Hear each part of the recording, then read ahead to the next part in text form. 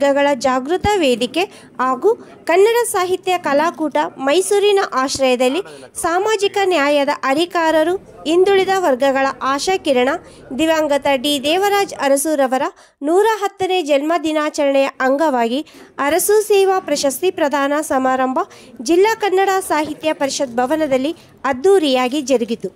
ಈ ಸಂದರ್ಭದಲ್ಲಿ doctor D. Thimmaiah ಶಾಸಕರು, ವಿಧಾನ ಪರಿಷತ್ ಮತ್ತು ಡಾಕ್ಟರ್ ಕೆ. ರಘುರಾಮ್ ವಾಜಪೇಯಿ ಸಂಸ್ಕೃತಿ ಪೋಷಕರು ಮತ್ತು ಸಮಾಜ ಸೇವಕರು ಇವರಿಗೆ ಅರಸು ಸೇವಾ ಪ್ರಶಸ್ತಿ ಪ್ರದಾನ ಮಾಡಲಾಯಿತು. ಕಾರ್ಯಕ್ರಮವನ್ನು ಪ್ರೊಫೆಸರ್ ಅರವಿಂದ ಮಾಲಗತ್ತಿ, ಮಾಜಿ ಅಧ್ಯಕ್ಷರು, ಕರ್ನಾಟಕ ಸಾಹಿತ್ಯ ಅಕಾಡೆಮಿರವರು ಉದ್ಘಾಟಿಸಿದರು. ಸಮಾರಂಭಕ್ಕೆ ಜಿಲ್ಲಾ ಕನ್ನಡ ಸಾಹಿತ್ಯ ಪರಿಷತ್ನ ಅಧ್ಯಕ್ಷರಾದ ಮಡ್ಡಿಕೆರೆ ಗೋಪಾಲರವರು ಅಧ್ಯಕ್ಷತೆ ವಹಿಸಿದ್ದರು. ಅಥವಾ ಅಧಿಕಾರಿಗಳಿಗೆ ಆಗಲಿ ಸರ್ಕಾರದಿಂದ ಪ್ರಶಸ್ತಿ ಕೊಟ್ಟರೆ ತಪ್ಪಲ್ಲ ಅಂತ ಹೇಳೋದ್ರಲ್ಲಿ ನಾನು ಕೂಡ ಯಾಕೆ ಅಂತಂದ್ರೆ ವ್ಯಕ್ತಿತ್ವಗಳನ್ನು ಗುರುತಿಸುವಂತಹದ್ದು ಸರ್ಕಾರದ ಕರ್ತವ್ಯವೂ ಹೌದು, ಸಮಾಜದ ಕರ್ತವ್ಯವೂ ಹೌದು. ಶಿವರಾಮ್ ಅವರು ಮಾಡ್ತಾ ಇರುವಂತಹದ್ದು ಅಥವಾ ಬೇರೆ ಸಂಘಟನೆಗಳೆಲ್ಲ ಸೇರ್ಕೊಂಡ್ಬಿಟ್ಟು ಮಾಡ್ತಾ ಇರುವಂತದ್ದು ಅಂತ ಒಂದು ಕೆಲಸ ಅಂತ ನಾನು ಅಂದ್ಕೊಳ್ತೇನೆ. ಇಡೀ ರಾಷ್ಟ್ರದಲ್ಲೇ ಮೊಟ್ಟ ಮೊದಲನೇ ಕನ್ನಡದಲ್ಲಿ ಈಗಿನ ಯಾರು ಪಾರ್ಟಿಸಿಪೇಟ್ ಕೂಡ ನಾವು ನಂಜನಗೂಡಿದ್ರು ಕೂಡ ಮೈಸೂರಿದ್ರು ಕೂಡ ಕೆಲವು ಎಮರ್ಜೆನ್ಸಿ ಡ್ಯೂಟಿ ಇದ್ದರೆ ಅದೇ ಉಂಟೋಗ್ಬೇಕು, ಮೈಸೂರು ಅದು ಉಂಟೋಗ್ಬೇಕು.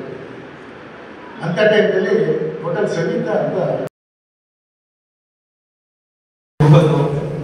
ಈ ವಿಷಯದಲ್ಲಿ ಅದನ್ನ ಸುವರ್ಣಾಕ್ಷರಗಳಲ್ಲಿ ಬರೆದು ಇಡುವಂತಹ ಕೆಲಸ ಮಾಡಿದಂಥವರು ಕೀರ್ತಿಶೇಷ ಶ್ರೀ ದೇವರಾಜ ಅರಸರು.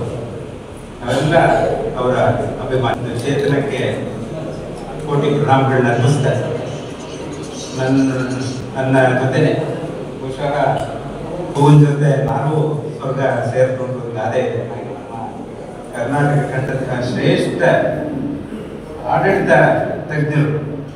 ಈ ಇವತ್ತು ಏನು ನಮ್ಮ ಹಿಂದುಳಿದ ಕೊಡ್ಮಾಡ್ದಂತಹ ಈ ಪ್ರಶಸ್ತಿ ನಿಜವಾಗ್ಲೂ ಗದಿನಾಗಿದ್ದಿಲ್ಲ. ಏನೇ ಯಾವುದೇ ಉನ್ನತ ಪ್ರಶಸ್ತಿಗಳು ಇದ್ದು ನನಗೆ ಇವತ್ತು ತುಂಬ ಸಂತೋಷವಾಗಿದೆ ಅಂತ ತಿಳಿಸ್ತಾ ಅದಕ್ಕೆ ಕಾರಣೀಕರ್ತರಾದಂಥ ನಮ್ಮ ಹಿಂದುಳಿದ ವರ್ಗಗಳಂತ ಡಾಕ್ಟರ್ ವೇದಿಕೆ ಅವರಿಗೆ ನನ್ನ ಅನಂತ ಧನ್ಯವಾದಗಳನ್ನು ತಿಳಿಸಿ ನಮಸ್ಕಾರ.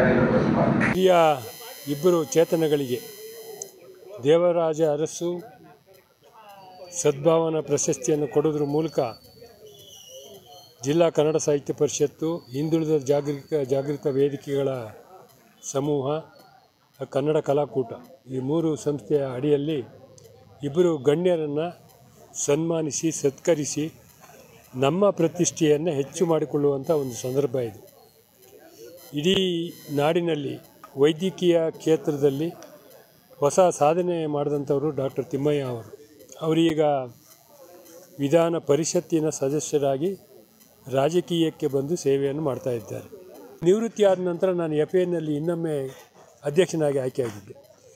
FA ಮಾಡಿದಂಥ ಅತಿ ಹಿಂದುಳಿದ ಜನ ಇರತಕ್ಕಂಥ ಜಾಗದಲ್ಲಿ, ಅಲ್ಪಸಂಖ್ಯಾತರು ಇರೋ ಜಾಗದಲ್ಲಿ ಉಚಿತವಾಗಿ ಅವರ ಒಂದು ತಂದೆಯ ಹೆಸರಿನಲ್ಲಿ ದಾತಿ ಟ್ರಸ್ಟ್ ಅಂತ ತೆರೆದು ಒಂದು ಉಚಿತವಾದ ಆಸ್ಪತ್ರೆಯನ್ನು ಅಲ್ಲಿ ತೆರೆದರು. ಉದಯಗಿರಿ ಸರಹದ್ದಿನಲ್ಲಿ ಅತ್ಯಂತ ಹಿಂದುಳಿದ ಜಾಗ ಅದು. ಆಮೇಲೆ ನಾಗರಿಕತೆ ಶಿಕ್ಷಣ ಇಲ್ಲದೆ ಇರ್ತಕ್ಕಂಥದ್ದು ಕ್ಯಾತಮಾನಹಳ್ಳಿ, ಉದಯಗಿರಿ, ಗಾಯತ್ರಿಪುರಂ ಈ ಸರಹದ್ದಿನಲ್ಲಿ ಒಂದು ಆಸ್ಪತ್ರೆಯನ್ನು ತೆರೆದು ಉಚಿತವಾಗಿ ಅವರಿಗೆ ಅರಿವು ಮೂಡಿಸುವಂಥ ಕೆಲಸ ಮತ್ತು ರೋಗ ಬರದ ಹಾಗೆ ನೀವೇನು ಮಾಡ್ಕೊಳ್ಬೇಕು, ಔಷಧಿಗಿರಲಿ ರಚಿತವಾಗಿ ಅವರಿಗೆ ಅರಿವು ಮೂಡಿಸುವಂಥ ಕೆಲಸವನ್ನು ಮಾಡಿ ಉಚಿತವಾಗಿ ರೋಗ ಬಂದವರಿಗೆ ಅವರಿಗೆ ಎಲ್ಲ ಸವಲತ್ತನ್ನು ಕೊಟ್ಟು ಉಚಿತವಾಗಿ ಸೇವೆಯನ್ನು ಮಾಡಿ ನನಗೆ ಮೊಟ್ಟ ಮೊದಲಿಗೆ ಯಾವುದೇ ಇಂಟರ್ವ್ಯೂ ಇಲ್ಲದೇ ಒಬ್ಬ ಗೆಜೆಟೆಡ್ ಆಫೀಸರ್ನ ಮಾಡಿದ ಕೀರ್ತಿ ಅವ್ರಿಗೆ ಸಲ್ಲಬೇಕು. ಅವರು ಸಮಾಜದ ಒಬ್ಬ ನಿರ್ಮಾತೃ. ಅವರನ್ನು ಅವರಿಗೆ ನಾನು ಗೌರವ ಕೊಡುವ ಕೆಲಸಕ್ಕೆ ಈ ಒಂದು ಕೆಲಸ ಕೈ ಹಾಕಿದೆ ನನ್ನ ಮಾತನ್ನು ಹೇಳಿದೆ. ಹಾಗೆ ಇನ್ನೊಬ್ಬರು ನಮ್ಮ ಜೊತೆಯಲ್ಲಿ ರಘುರಾಮ್ ವಾಜಪೇಯಿ ಅವರಿದ್ದಾರೆ.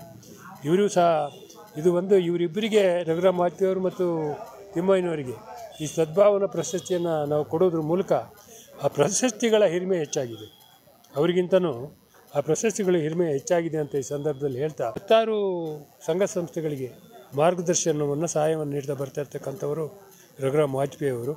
ಸಂಸ್ಕೃತಿ ಚಿಂತಕರು, ಸಾಮಾಜಿಕ ಪರಿಚಾರಕರು, ಸಾಹಿತ್ಯದ ಆರಾಧಕರು, ಇವ್ರಿಗೂ ಸಹ ಸದ್ಭಾವನೆ ಜಾಸ್ತಿಯನ್ನು ಕೊಟ್ಟಿದ್ದೇವೆ. ಹಾಗಾಗಿ ಅವರಿಗೂ ನಾನು ವಿಶೇಷವಾಗಿ ಧನ್ಯವಾದಗಳನ್ನು ಅಭಿನಂದನೆ ಹೇಳಿ, ಇಂಥವರ ಸಂತತಿ ಹೆಚ್ಚಾಗಬೇಕಾಗಿದೆ. ದುಡ್ಡಿದ್ದವರು ಇದ್ದಾರೆ, ಮನಸ್ಸಿಲ್ಲ. ಬಡವರಿಗೆ ಸಹಾಯ ಮಾಡಬೇಕಂತ ಅವರಿಗೆ ಮನಸ್ಸಿರೋದಿಲ್ಲ.